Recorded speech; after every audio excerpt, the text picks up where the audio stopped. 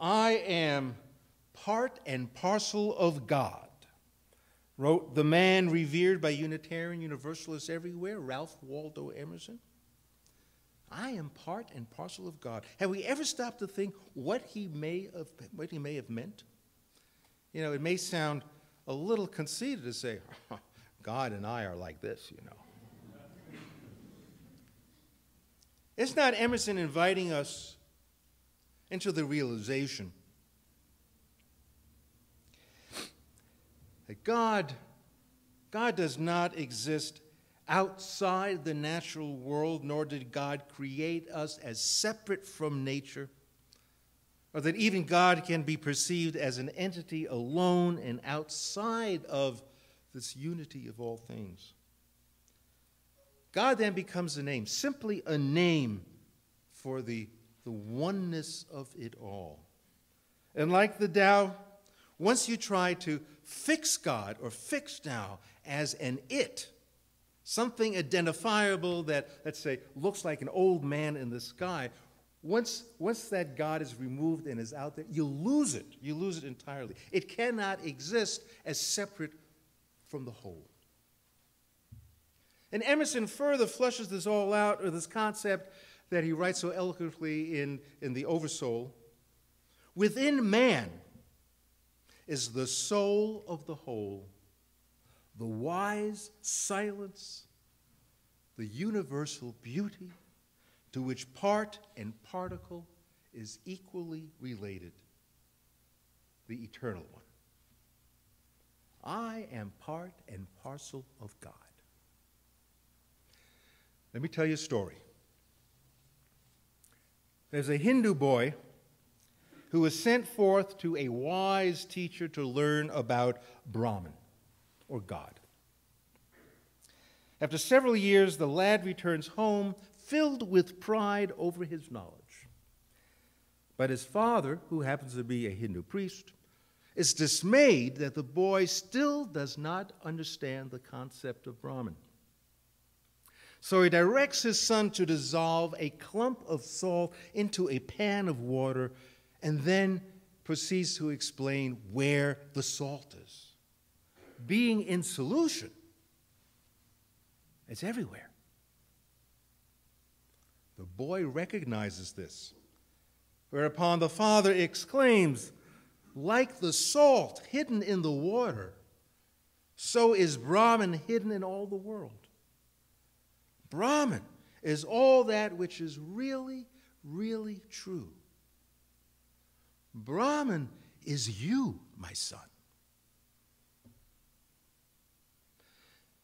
I should add that in Hinduism, Brahman is the absolute principle of all existence. And the essence of every human being is called Atman. But all existence and human nature, can you imagine? What a concept. All existence and human nature, Brahman and Atman, cannot be separated. And so the duty of every person is to discover this, to know that she or he is God. Or, phrased a different way, to know that existence is an interconnected web of which we are a part. You and I are part and parcel of God. Please note, nobody is suggesting that a God exists. This is not about proving the reality of a creator. It's about our inability to see the wholeness of all things, the unity of creation of which we are a part. And we don't think that the divine is, well, in some things and not in others. Divinity is in all things like the salt dissolved in water. Interesting enough, Jesus tried to teach this very lesson. It's kind of odd to think about that because Christianity remains so distinctive in separating God from nature, separating God from human beings. And Christianity feels like dualism on steroids or something. Think about it. God is up there. We're here on earth. Earth, of course, is made especially for us. And if we're good, we'll go to a new place that exists apart from the earth, that exists even apart from the cosmos. But we tend to forget that Jesus was not Christian. I've called 3 notable sayings of Jesus that we in the West dismiss as irrelevant because it just doesn't make sense to our dualistic way of thinking. What did Jesus mean by love your enemy? Now, conservative Christians have no use for this concept. And they kind of skirt around and say, well, you know, it may have worked at his time, but man, that's impractical for today. But when Jesus spoke of love, love of self, love of neighbor, love of enemy, love of God, he referred to the unity of them all. You cannot choose to separate an enemy from yourself. We are all one. We are of one being. If you hurt your enemy, you hurt God, your neighbor, yourself. Inasmuch as you have done it to one of the least of these, my brothers, you have done it unto me. Or the way Barry Commoner phrases it, what affects one affects all. What did Jesus mean when he said, it's easier for a camel to pass through the eye of a needle than it is for a rich man to enter the kingdom of heaven?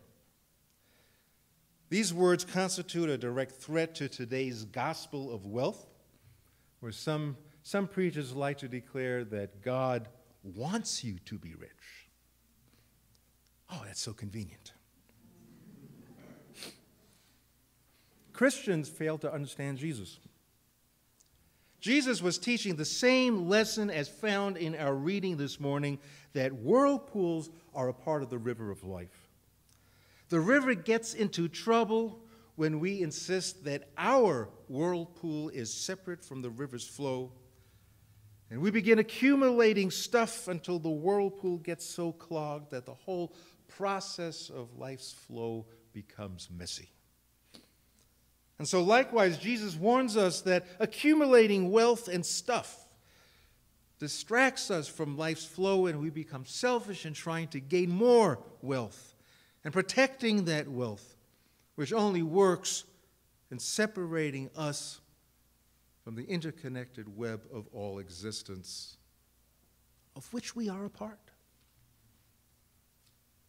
The things we feel entitled to collect become so cumbersome that it approximates fitting a camel through the eye of a needle.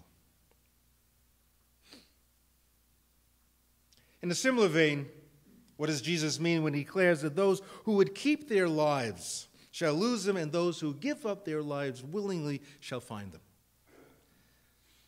As long as our lives remain an obsession with wealth and power, we lose that life in our vain struggles to hold on to it.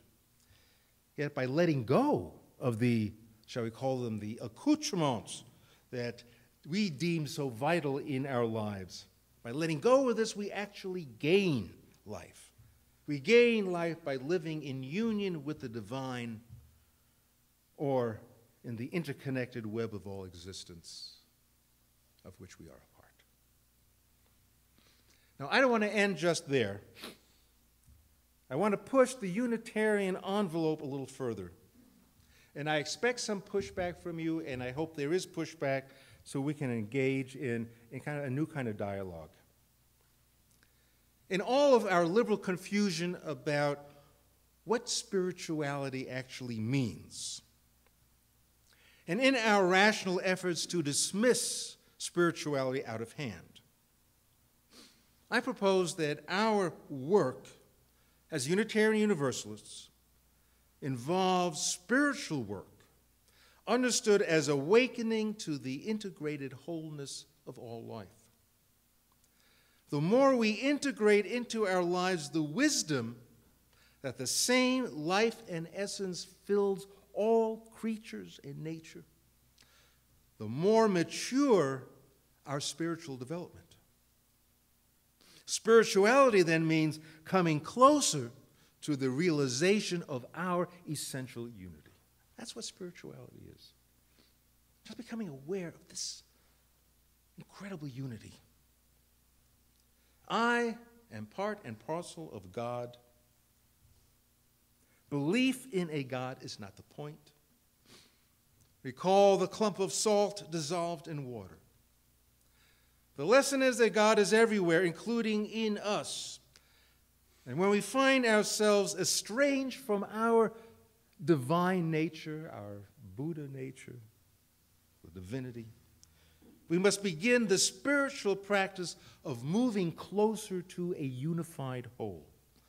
Wholeness is the only way in which the cosmos can function and flourish according to its own nature. In our domination of the earth and its people, in our exploitation of the earth and its people, we act as selfish individuals, failing to live in a union with the divine. We affirm and promote respect for the interconnected web of all existence of which we are a part. Therein lies the spiritual challenge of Unitarian Universalists, to live in the awareness that we are all a part of the grandeur